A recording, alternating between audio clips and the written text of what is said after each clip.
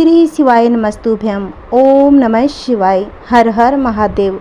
आप और आपके पूरे परिवार पर भगवान भोलेनाथ की कृपा सदा सर्वदा बनी रहे।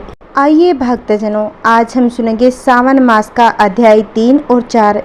तीसरे अध्याय में हम सुनेंगे सावन मास में की जाने वाली भगवान शिव की लक्ष्य पूजा का वर्णन।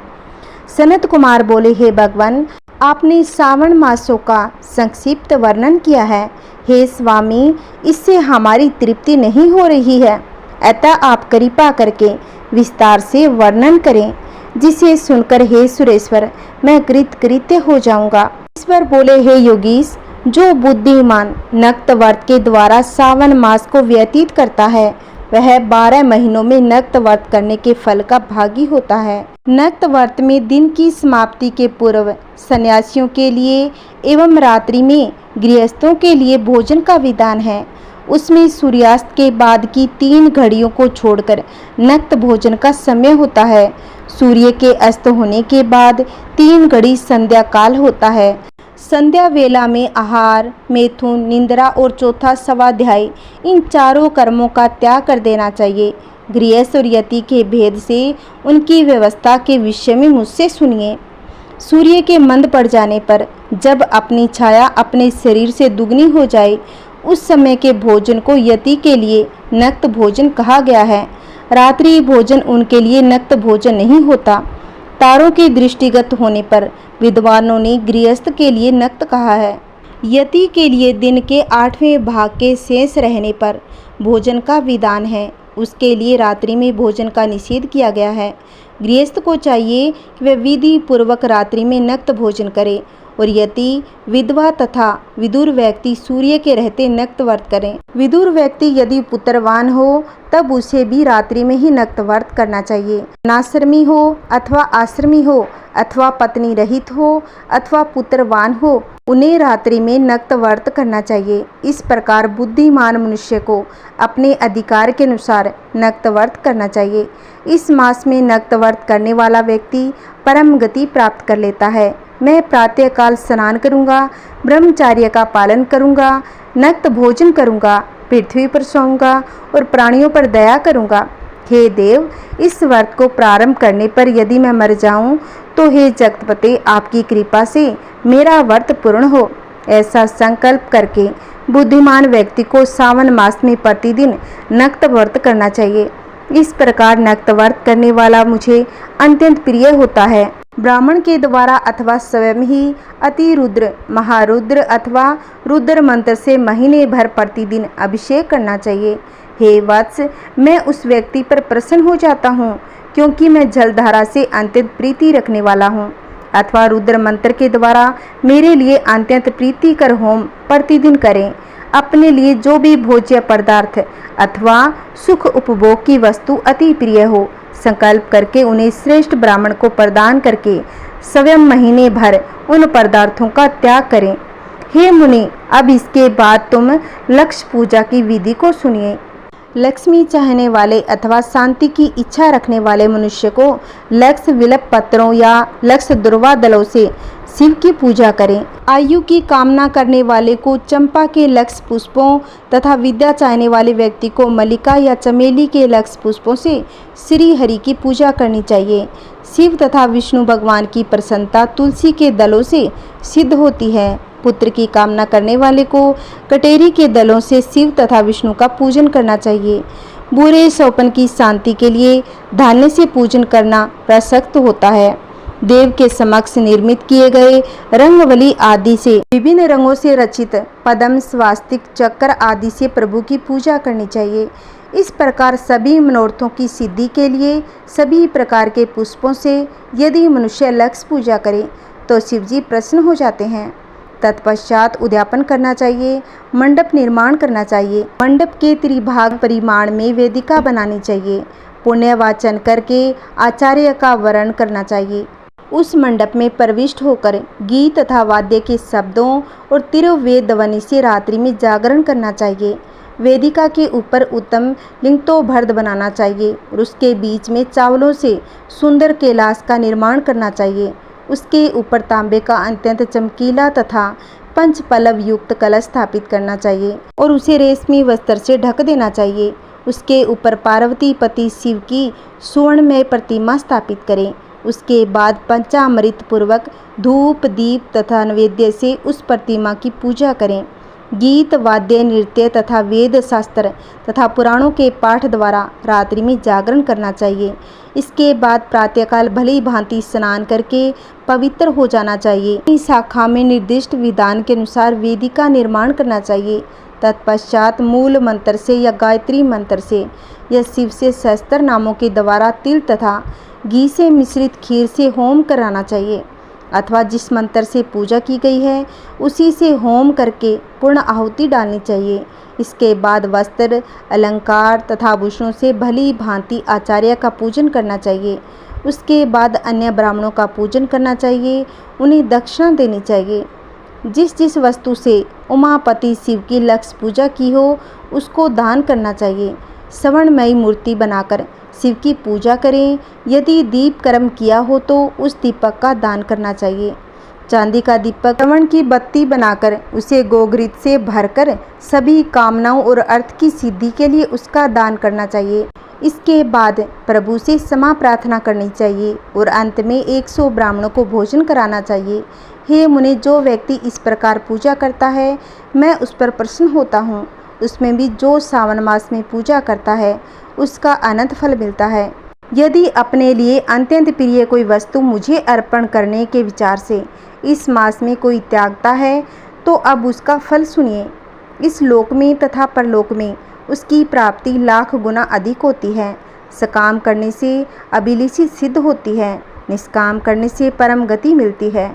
इस मास में रुद्र अभिषेक करने वाला मनुष्य उससे पाठ की अक्षर संख्या से एक एक अक्षर के लिए करोड़ करोड़ वर्षों तक रुद्र लोक में प्रतिष्ठा प्राप्त कर लेता है। पंचामृत का अभिषेक करने से मनुष्य अमरत्व प्राप्त करता है। इस मास में जो मनुष्य भूमि पर शयन करता है उसका फल भी मुझसे सुनिए। हे द्वि श्रेष्ठ, वह मनुष्य 9 प्रकार के रत्नों से जड़ी हुई सुंदर वस्त्र से आच्छादित, बिछे हुए कोमल गद्दे से सुशोभित, देश तके से युक्त, रम्य स्त्रियों से विभूषित, रत्न निर्मित दीपों से मंडित तथा अत्यंत मृदु और गरुड़ाकार प्रवाल मणिक निर्मित अथवा हाथी दांत की बनी हुई अथवा चंदन की बनी हुई उत्तम तथा शुभ शया प्राप्त करता है। इस मास में ब्रह्मचर्य का पालन करने से वीर्य की दृढ़ पुष्टि होती है। ओज बल शरीर की दृढ़ता और जो भी धर्म के विषय में उपकारक होते हैं वह सब उसे प्राप्त हो जाता है। निष्काम ब्रह्मचार्य वर्ती को साक्षात ब्रह्मा प्राप्ति होती है और सकाम को स्वर्ग तथा सुंदर देवांगनाओं की प्राप्ति होती है। इस मास में दिन रात अथवा केवल दिन में अथवा भोजन के समय मौन व्रत धारण करने वाला भी महान वक्ता होता है। व्रत के अंत में घंटा और पुस्तक का दान करें। मौन व्रत के महात्म्य से मनुष्य सभी शास्त्रों में कुशल तथा वेद वेदांग में पारंगत हो जाता है तथा बुद्धि में बृहस्पति के समान हो जाता है। मौन धारण करने वाले का किसी से कलह नहीं होता, अतः मौन व्रत अत्यंत उत्कृष्ट है।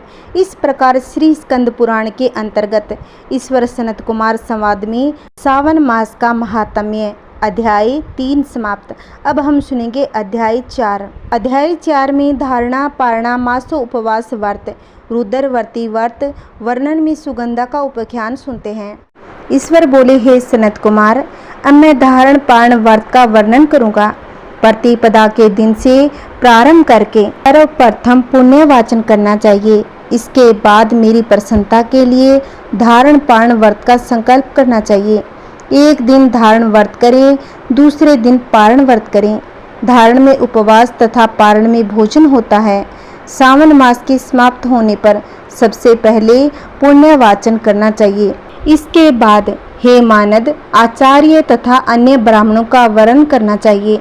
तत्पश्चात पार्वती तथा शिव की स्वर्ण निर्मित प्रतिमा को जल से भरे हुए कुंभ पर स्थापित कर रात में भक्ति पूर्वक पूजन करना चाहिए तथा पुराण आदि सुनने के साथ रात भर जागरण भी करना चाहिए। प्रातःकाल अग्नि स्थापन करके विधि पूर्वक होम करना चाहिए। त्र्यंबक इस मंत्र से तिल मिश्रित भात की आहुति डालनी चाहिए उसी प्रकार शिव गायत्री मंत्र से घी मिश्रित भात की आहुति डालें। पुनः सड़ा अक्षर मंत्र से खीर की आहुति प्रदान करें। उसके बाद पूर्ण आहुति देकर होम शेष का समापन करना चाहिए। इसके बाद में ब्राह्मणों को भोजन कराना चाहिए तथा साथ ही आचार्य की पूजा करनी चाहिए। हे महाभाग, इस प्रकार से उद्यापन संपन्न करके मनुष्य ब्रह्मा हत्या आदि पापों से भी मुक्त हो जाता है, इसमें कोई संदेह नहीं। इस महाव्रत को अवश्य करना चाहिए। हे मुने, अब श्रावण मास में उपवास की विधि को आनंद पूर्वक सुनिए। प्रतिपदा के दिन प्रातः काल इस व्रत का संकल्प करें। स्त्री हो या पुरुष, मन तथा इंद्रियों को नियंत्रित करके इस व्रत को करें। अमावस्या तिथि को लोक का कल्याण करने वाले वृषध्वज शंकर की अर्चना पूजा षोडश उपचार से करें। अपनी सामर्थ्य के अनुसार वस्त्र तथा अलंकार आदि से ब्राह्मणों का पूजन करें, उन्हें भोजन कराएं तथा प्रणाम करके विदा करें। इस प्रकार से किया गया मास उपवास व्रत मेरी प्रसन्नता कराने वाला होता है। हे सनत कुमार, मनुष्यों को सभी सिद्धियां प्रदान करने वाले लक्ष्य संख्या प्रेमिति रुद्रवर्ती व्रत के विधान को सावधान होकर सुनिए। अत्यंत आनंद पूर्वक कपास के 11 तंतुओं से बत्ती बनानी चाहिए। वे रुद्रवर्ती नाम वाली बत्तियां मुझे प्रसन्न करने वाली है। मैं सावन मास में भक्ति पूर्वक देवों के देव गौरीपति महादेव का इन 1 लक्ष संख्या वाली बत्तियों से निराजन करूंगा। इस प्रकार सावन मास के प्रथम दिन विधि पूर्वक संकल्प करके महीने भर प्रतिदिन शिव जी का पूजन कर 1000 बत्तियों से निराजन करें और अंतिम दिन 71,000 बत्तियों से निराजन करें अथवा प्रतिदिन 3000 बत्तियां आदर पूर्वक अर्पण करें और अंतिम दिन 13,000 बत्तियां समर्पित करें अथवा एक ही दिन सभी 1 लाख बत्तियों को मेरे समक्ष जलाएं। प्रचुर मात्रा में घी में भिगोई जो स्निग्ध बत्तियां होती है वे मुझे प्रिय है। उसके बाद मुझ विशेश्वर का पूजन करके कथा सुने। सनत कुमार बोले, हे देव, हे जगन्नाथ, हे जगदानंद कारक, कृपा करके आप मुझे इस व्रत का प्रभाव बताइए। हे प्रभु, इस व्रत को सबसे पहले किसने किया? इसके उद्यापन में क्या विधि होती है? ईश्वर बोले, हे ब्रह्मापुत्र, व्रतों में उत्तम इस रुद्रवर्ती व्रत के विषय में सावधान होकर सुनिए। यह व्रत महापुण्यप्रद, सभी उपद्रवों का नाश करने वाला, प्रीति तथा सौभाग्य देने वाला, पुत्र पौत्र समृद्धि प्रदान करने वाला, व्रत करने वाले के प्रति शंकर जी की प्रीति उत्पन्न करने वाला तथा परम पद शिवलोक को देने वाला है। तीनों लोकों में इस रुद्रवर्ती के समान कोई उत्तम व्रत नहीं है। इस संबंध में लोग यह प्राचीन दृष्टांत बताते हैं। शिप्रा नदी के तट पर उज्जैनी नामक एक सुंदर नगरी थी। उस नगरी में सुगंधा नामक एक परम सुंदरी वीरांगना थी। उसने अपने साथ संसर्ग के लिए अत्यंत दुस्सह शुल्क निश्चित किया था। 100 स्वर्ण मुद्रा देकर संसर्ग करने की शर्त रखी थी। उस सुगंधा ने युवकों तथा ब्राह्मणों को भ्रष्ट कर दिया था। उसने राजाओं तथा राजकुमारों को नंग करके उनके आभूषण आदि लेकर उनका बहुत तिरस्कार किया था। इस प्रकार उस सुगंधा ने बहुत लोगों को लूटा। उसके शरीर की सुगंध से कोस भर का स्थान सुगंधित रहता था। वह पृथ्वी तल पर रूप, लावण्य और कांति की मानव निवास स्थली थी। वह 6 रागों और 36 रागनियों के गायन में तथा उनके अन्य बहुत से भेदों की भी गान क्रिया में अत्यंत कुशल थी। वह नृत्य में रंभा आदि देवांगनाओं को भी तिरस्कृत कर देती थी। अपने एक एक पग पर अपनी गति से हाथियों तथा हंसों का उपहास करती थी। किसी दिन वह सुगंधा कटाक्षों तथा बोह चालन के द्वारा काम बाणों को छोड़ती हुई क्रीड़ा करने के विचार से शिप्रा नदी के तट पर गई। उसने ऋषियों के द्वारा सेवित मनोरम नदी को देखा। वहाँ कई ब्राह्मण ध्यान में लगे हुए थे तथा कई जप में लीन थे, कई शिव अर्चन में रत थे तथा कई विष्णु के पूजन में तल्लीन थे। हे महामुने, उसने उन ऋषियों के बीच विराजमान मुनि वशिष्ठ को देखा। उनके दर्शन के प्रभाव से उसकी बुद्धि धर्म में प्रवृत्त हो गई। जीवन तथा विशेष रूप से विषयों से उसकी विरक्त हो गई। वह अपना सिर झुकाकर बार बार मुनि को प्रणाम करके अपने पापों की निवृत्ति के लिए मुनि श्रेष्ठ वशिष्ठ जी से कहने लगी। सुगंधा बोली, हे अनाथों के नाथ, हे विपेंद्र, हे सर्व विद्या विशारद, हे योगीश, मैंने बहुत से पाप किए हैं, अतः हे प्रभु, उन समस्त पापों के नाश के लिए मुझे उपाय बताइए। ईश्वर बोले, हे सनत कुमार, उस सुगंधा के इस प्रकार कहने पर वे दीन वत्सल मुनि वशिष्ठ अपनी ज्ञान दृष्टि से उसके कर्मों को जानकर आनंद पूर्वक कहने लगे। वशिष्ठ जी बोले, तुम सावधान होकर सुनो। जिस पुण्य से तुम्हारे पाप का पूर्ण रूप से नाश हो जाएगा, वह सब मैं तुमसे अब कह रहा हूँ। हे बद्रे, तीनों लोकों में विख्यात वाराणसी में जाओ। वहां जाकर तीनों लोकों में दुर्लभ महान पुण्य देने वाले तथा शिव के लिए अत्यंत प्रीतिकर रुद्रवर्ती नामक व्रत को उस क्षेत्र में करो।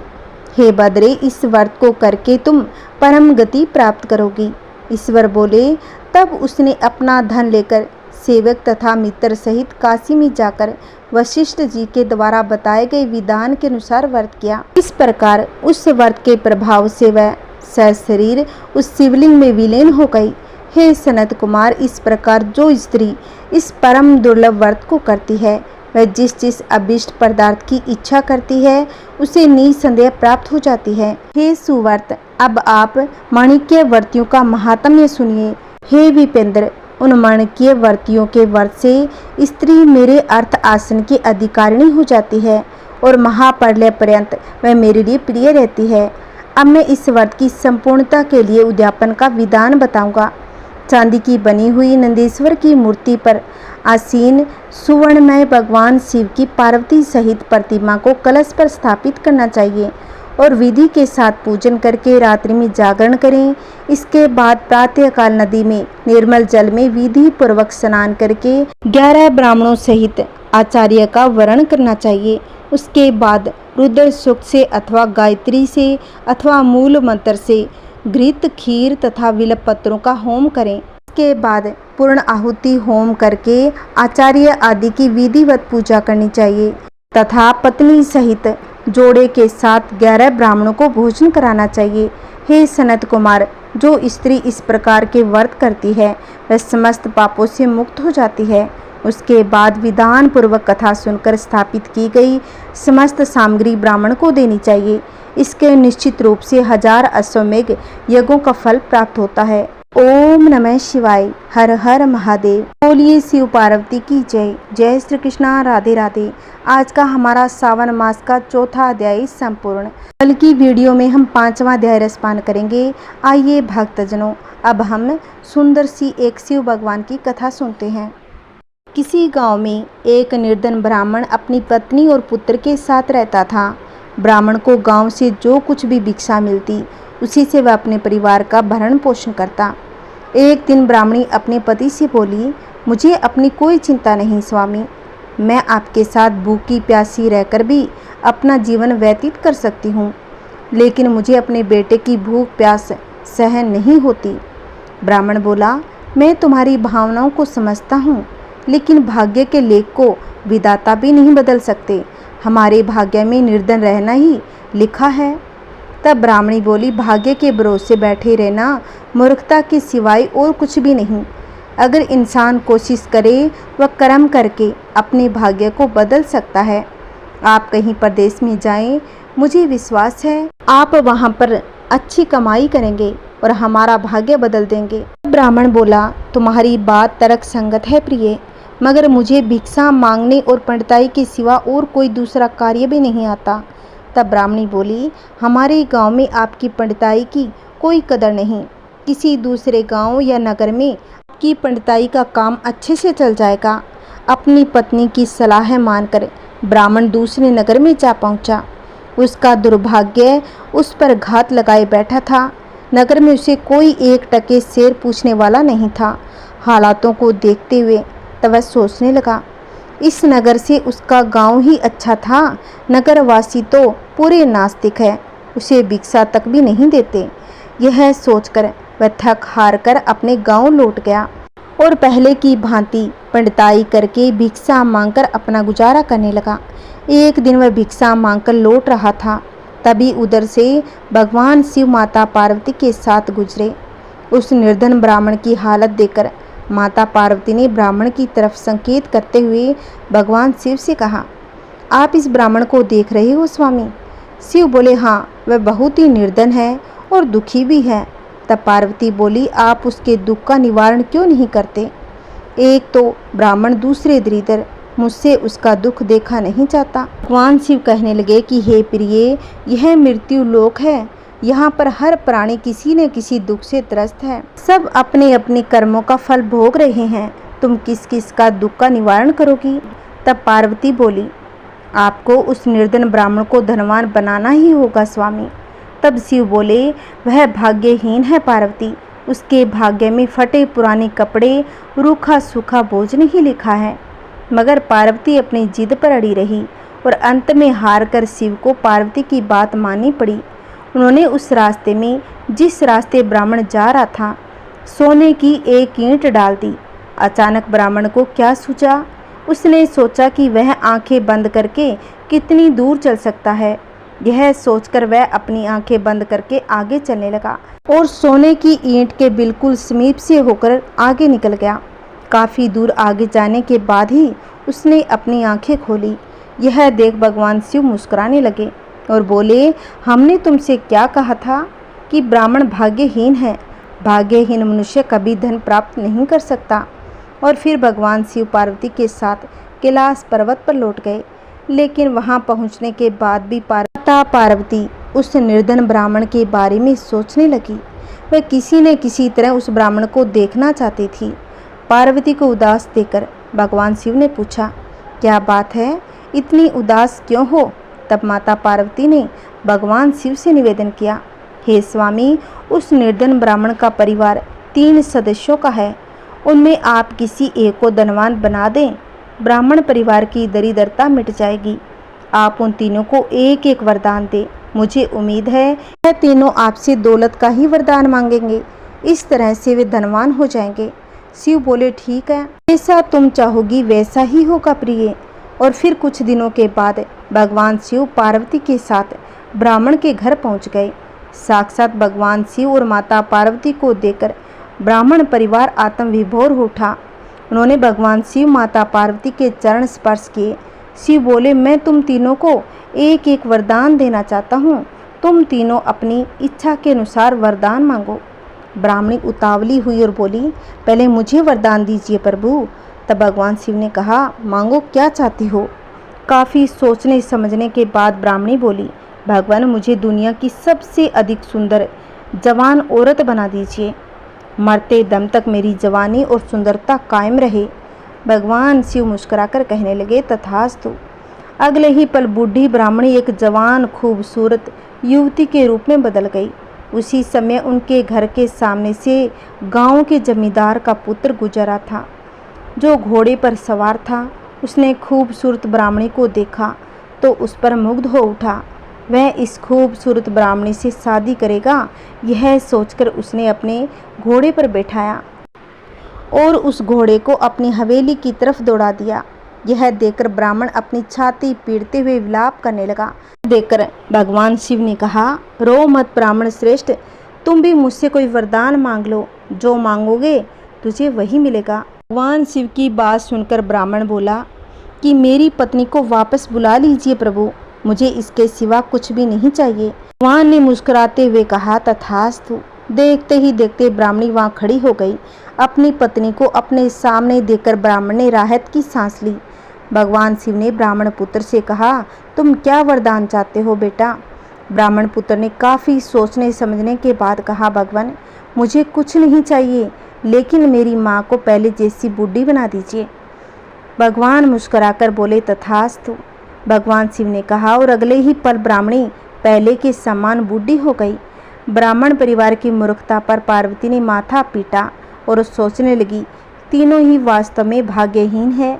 विधि ने उनके भाग्य में जो भी लिखा है उसे देवी देवता भी नहीं बदल सकते। कोई व्यक्ति सच्चे हृदय के साथ भगवान शिव की सावन के महीने में पूजा पाठ करता है तो भगवान शिव भाग्य भी बदल देते हैं।